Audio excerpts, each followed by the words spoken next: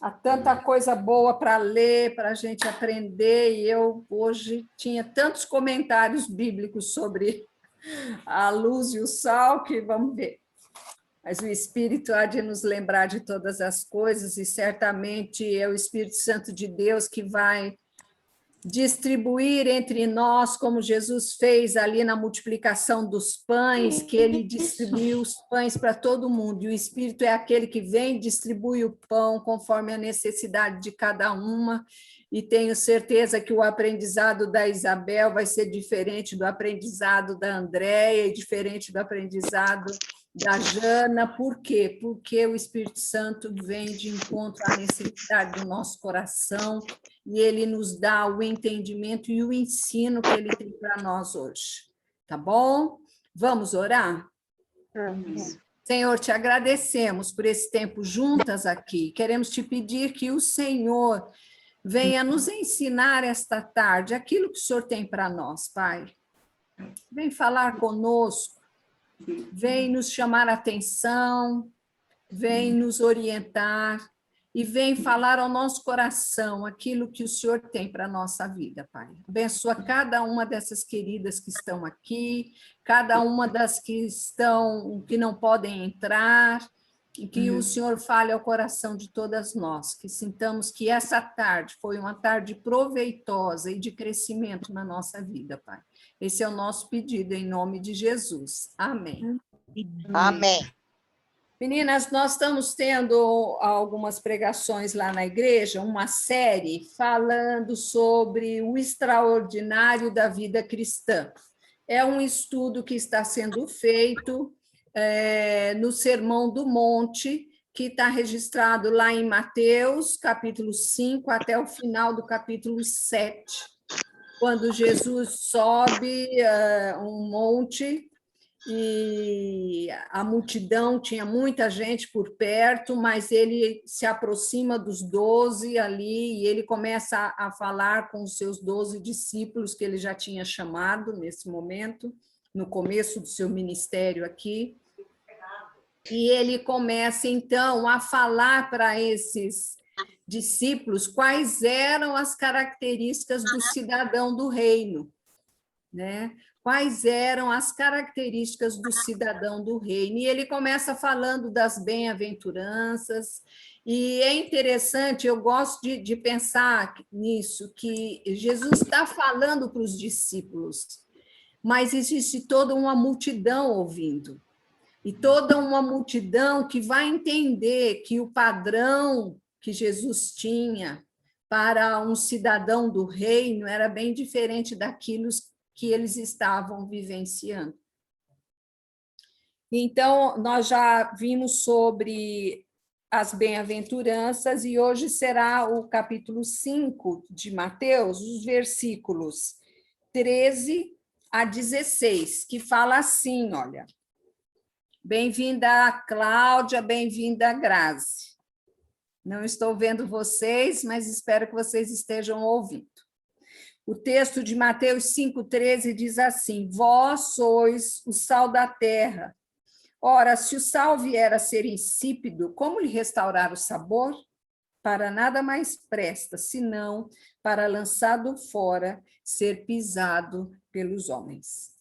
É interessante que Jesus não está falando que nós temos que ser sal e luz. Ele está dizendo que nós somos. A partir do momento que nós aceitamos Jesus como nosso Senhor e nosso Salvador, a partir do momento que o Espírito Santo de Deus vem morar nas nossas vidas, nós passamos a ser sal e luz. Não exige esforço meu, porque eu passo a ser alguém diferente, pertencente a outro reino.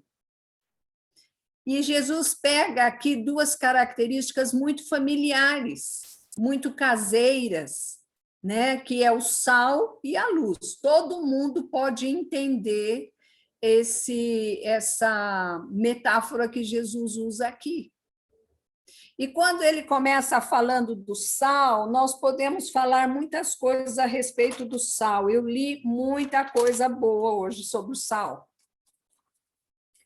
E algumas eu anotei e eu vou ler para você. Estou com uma dificuldade aqui, porque o sol abre e fecha, abre e fecha. Eu não sei se eu abro a cortina, se eu fecho a cortina, se eu acendo a luz, mas eu acho que eu consigo enxergar. Fala assim, olha, uma das coisas é que o sal ele serve para preservar. Né? Todo mundo conhece uma carne de sol, um charque, né? Uma costelinha salgada. Para mantermos essa carne crua, ela precisa de sal para preservar, para que não apodreça. E é muito interessante, porque o mundo precisa de nós. Se nós somos sal, nós estamos no mundo para prevenir, para impedir que esse mundo apodreça. E esse mundo não está pior do que poderia estar, porque ainda há o sal no mundo. Ainda há a nossa presença. Poderia, gente, ser muito melhor. Nós poderíamos estar influenciando muito mais o mundo com a nossa presença. O sal, ele preserva de apodrecer. Se a sociedade está corrompida, é porque tem pouco sal. Uma outra coisa que o sal serve, o sal produz sede. As pessoas que estão próximas de nós vão ter sede de Deus. A nossa presença deve provocar isso na vida das pessoas. Quando nós abrimos a nossa boca, as pessoas já devem ter uma sede de Deus, uma sede do conhecimento de Deus. Então, o sal, ele provoca sede, nós precisamos provocar sede na vida das pessoas. As pessoas vão se sentir atraídas. As pessoas vão se sentir despertadas para buscar saciar a sua sede. O sal, ele dá sabor aos alimentos. Esse sabor é a presença do Espírito Santo. Nós, cristãos, damos sabor ao ambiente em que nós estamos, nos nossos relacionamentos, no trabalho, nos estudos, na faculdade. Nós damos sabor. O sal também está ligado à pureza. Os romanos diziam que o sal era a coisa mais pura de todas as coisas, porque ele veio das coisas mais puras do mundo, que é o sol e o mar. Ai, que lindo! O cristão, por ser sal da terra, tem que ser exemplo de pureza. Vivemos numa sociedade com padrões morais cada vez mais baixos. O cristão deve ser mais corajoso na condenação, na sua posição contra o mal que existe ao nosso redor. Nós somos muito medrosos. Nós temos muito medo de colocar a nossa posição, o nosso pensamento, o que nós cremos, o que nós aprendemos da palavra de Deus. Nós precisamos fazer isso, porque o sal traz uma pureza. E é interessante que essa pureza tem muito a ver com uma vida de santificação. Eu tenho feito um discipulado com duas meninas lá da igreja, uma vez por semana nós nos encontramos para estudar, e elas pedindo para estudar sobre santificação. E 2 semanas atrás, no nosso estudo, nós tivemos um exemplo de que, se você quer fazer uma rã, você não pode jogar uma rã numa panela com água quente, porque ela vai pular para fora da panela. Mas se você quer cozinhar a rã, você pode pôr ela numa panela de água fria. E aí você liga o fogo. E aí, devagarinho, ela vai sendo cozida e vai morrer ali. Assim é a nossa vida de santificação. O inimigo não vai jogar a gente numa panela de água quente. mas ele vai minando os nossos padrões morais, ele vai minando a nossa vida de pureza, ele vai minando o nosso comportamento. E dessa forma, ele vai nos fazendo cada dia desejar menos ser parecidas com Jesus. Então, o sal, ele está ligado à pureza. John Stott, em seu livro, John Stott é um teólogo muito querido e muito bom, muito usado nos nossos dias, e as pregações da igreja têm sido baseadas nesse livro dele, sobre as bem-aventuranças. Ele diz o seguinte: às vezes, os padrões de uma sociedade se afrouxam por falta de um explícito protesto cristão. Às vezes, os padrões morais de uma sociedade se afrouxam porque os cristãos não têm coragem de se manifestar. O cristão não pode se retirar do mundo, mas não pode se deixar corromper pelo mundo. Jesus, quando orou por nós, ele disse assim: Pai, não peço que os tires do mundo, mas que os livre do mal. Nós estamos neste mundo. Nós somos sal aqui. Tiago 1,27 fala que nós precisamos nos guardar incontaminados do mundo. O sal também, ele é usado para curar feridas. O sal arde quando é colocado numa ferida, causa ardência, mas leva à cura. Eu vejo isso no Mulher Única, quando nós damos o curso, muitas vezes, quando nós colocamos a palavra de Deus, aquilo dói profundo no coração daquelas mulheres. Mas depois, aquela palavra produz cura naquele coração. Quando o evangelho é verdadeiramente pregado, o sal arde. Teremos que esfregar sal nas feridas. Muitas vezes, na hora, as pessoas não vão gostar, mas depois vai trazer uma cura através de um arrependimento sincero. Às vezes, as pessoas até revidam ou ficam com raiva da gente ou nos tratam mal, mas depois elas refletem e aquilo vai trazer cura na vida delas. Por isso, nós não devemos desanimar. O sal tem uma coisa, ele pode perder o sabor. E aí nós pensamos, mas como vai perder o sabor o sal? Na verdade, o que acontece é que o sal, que é um elemento químico, se ele for misturado com outros elementos químicos, ele vai perder a sua função. Ele pode se tornar tóxico, ele pode se tornar perigoso, pode até se tornar venenoso. Então, quando ele fala no texto, ele diz assim, olha, vós sois sal da terra. Ora, se o sal vier a ser insípido, se ele perder o seu valor, se ele perder a sua utilidade, como lhe restaurar o sabor? Para nada mais presta, senão para, lançado fora, ser pisado pelos homens. Então, ele nunca deixa de ser sal, mas misturado com outras substâncias impuras, se torna inútil e, às vezes, até perigoso. E aí, essa é uma pergunta para nós. Como tem sido isso na nossa vida? Temos nos misturado com outras substâncias?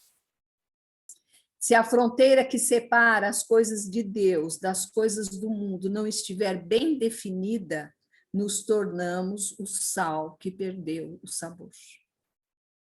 Se a fronteira que separa as coisas de Deus das coisas do mundo não estiverem bem definidas, nos tornamos o sal que perdeu o sabor.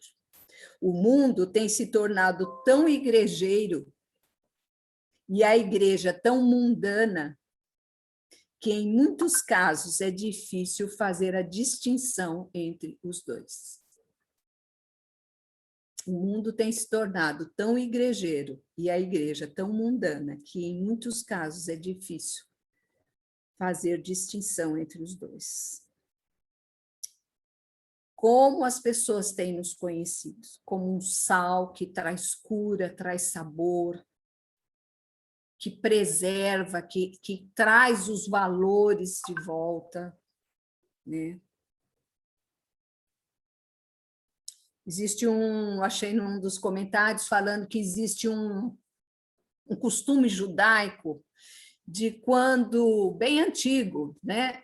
Quando uma pessoa abandonava a sinagoga e não mais voltava nela, e esse costume se passou para a igreja primitiva em algum momento, então a pessoa saía da sinagoga e não queria mais voltar, mas depois, arrependida, ela pedia para voltar para os caminhos do Senhor, então essa pessoa se deitava na soleira da porta, metade do corpo para dentro, metade do corpo para fora, e todas as pessoas que entravam na sinagoga passavam por cima dela.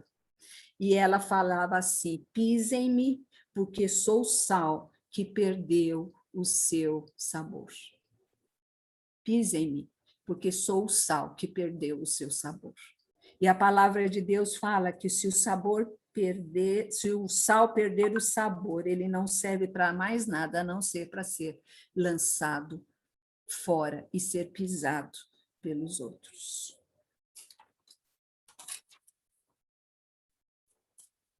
Nós nunca deixaremos de ser sal, mas nós podemos deixar de ter sabor. Nós não somos sal sozinhas. Quando ele fala, vós sois o sal. Ou seja, o grupo todo é o sal. A igreja de Cristo é o sal.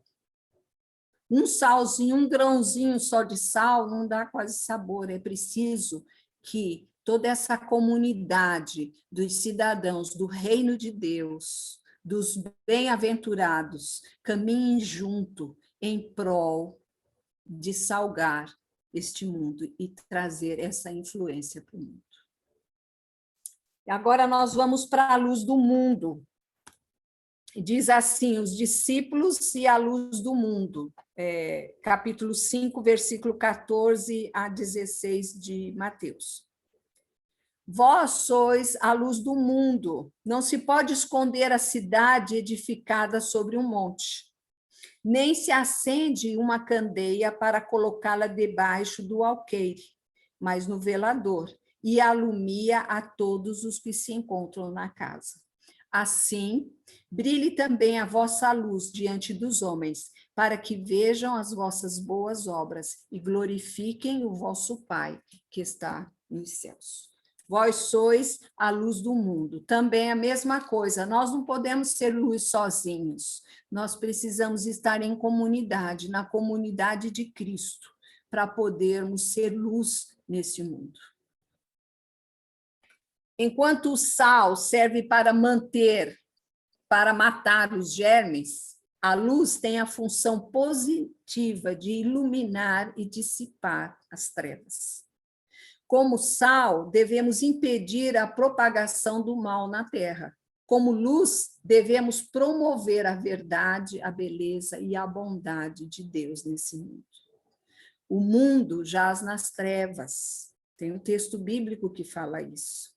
E Deus nos envia para ser luz neste mundo. Vós sois a luz do mundo. A luz dissipa as trevas. A luz serve de guia. Ela é um farol, né? Nós vemos farol que guia navios. Os navios precisam daquela luz para saber por onde eles estão andando. A luz traz direção e rumo. Você já tentou levantar à noite no quarto escuro? A gente consegue porque a gente já sabe onde está a porta do banheiro, né? Mas a gente precisa de luz para nós vermos o nosso caminho, a direção que vamos tomar, o rumo que vamos tomar. A luz ilumina o caminho, devemos iluminar o caminho daqueles que estão vivendo nas trevas. A luz representa lucidez, clareza, esclarecimento. A luz é uma advertência. A luz avisa do perigo. Assim como o sal pode perder o sabor, a luz também pode ser escondida. E ele fala aqui nesse texto, né, não se pode esconder a cidade edificada sobre um monte. Se a cidade está no topo do monte, como é que a gente esconde uma cidade que está no topo do monte? Todo mundo enxerga ela, né? Nem se acende uma candeia para colocá-la debaixo do alqueire. É interessante que eu achei algumas citações aqui de comentários que eles falam que alqueire era um cesto onde se guardavam alimentos debaixo da cama. Então, ele fala que não dá para esconder a luz debaixo do alqueire. E ele fala que isso tem muito a ver com... significa que estamos envolvidos com necessidades físicas e ansiosos quanto ao nosso sustento. Esse esconder justamente onde tem o cesto de comida debaixo da cama. A gente também não pode esconder ela debaixo da cama, porque tem a ver com ociosidade, tem a ver com sensualidade, com prazeres próprios. A gente não pode esconder a luz. A gente não pode esconder num vaso, lá no texto de Lucas 8,16, que fala também sobre a luz, que nós devemos ser luz, diz que não podemos esconder a luz dentro de um vaso, que tem a ver com as vaidades, com os cuidados dessa vida. A luz pode ser colocada num lugar escondido, não pode ser colocada num lugar escondido em que ninguém a veja. Até porque é meio impossível a gente colocar, a não ser que seja algo, um vaso de barro mesmo, que a gente põe ali no chão, em cima, que não vai dar para ver nada. Mas a luz não foi feita para isso. Nós não fomos feitos para ficar ansiosos, para ficarmos preocupados com as coisas deste mundo.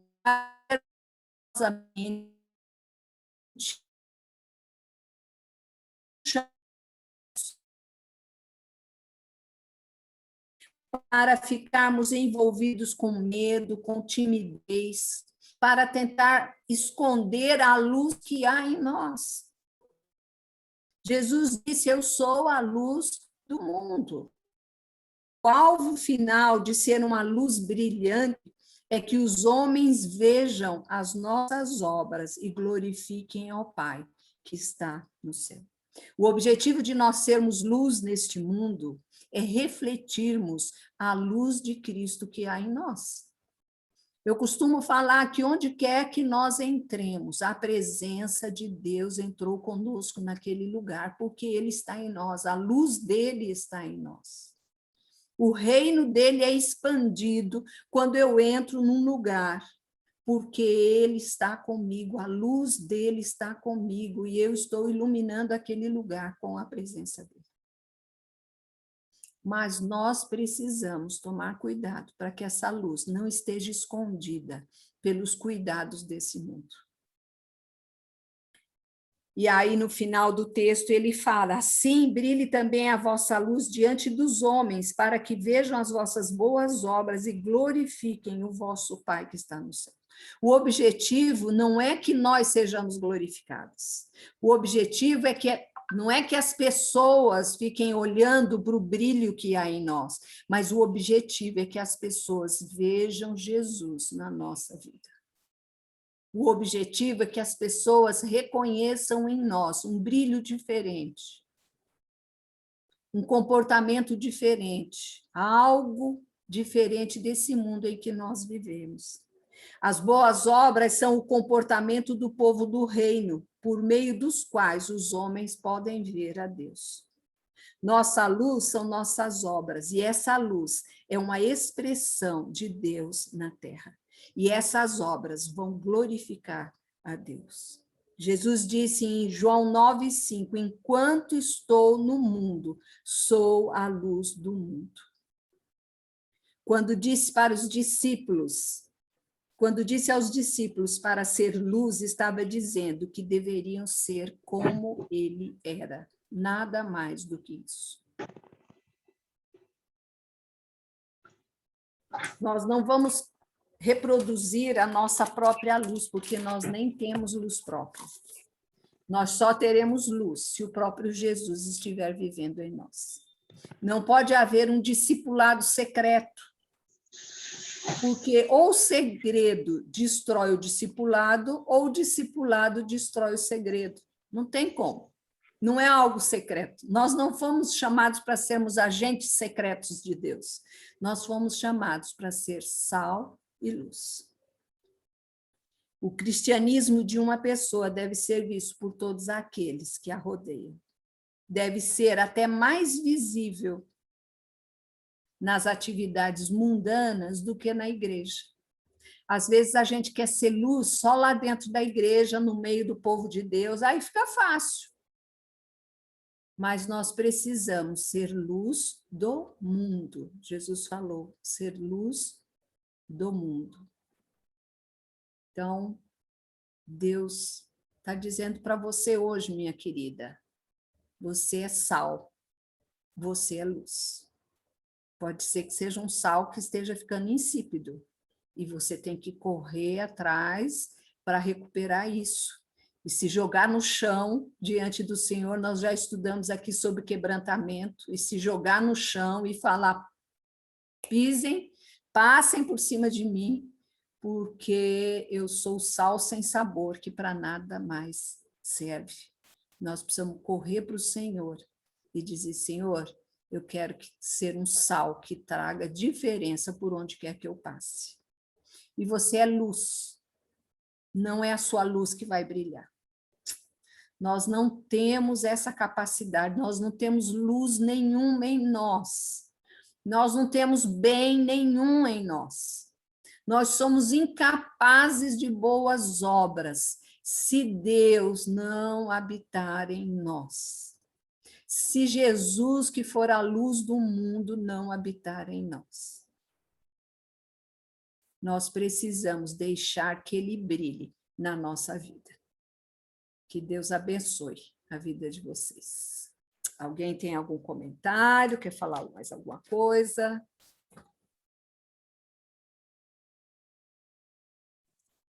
Eu vou falar, né? Sabe, não sei se tá quieta. Todo mundo mudo. Eu mutei todo mundo. Ai, como eu sou má.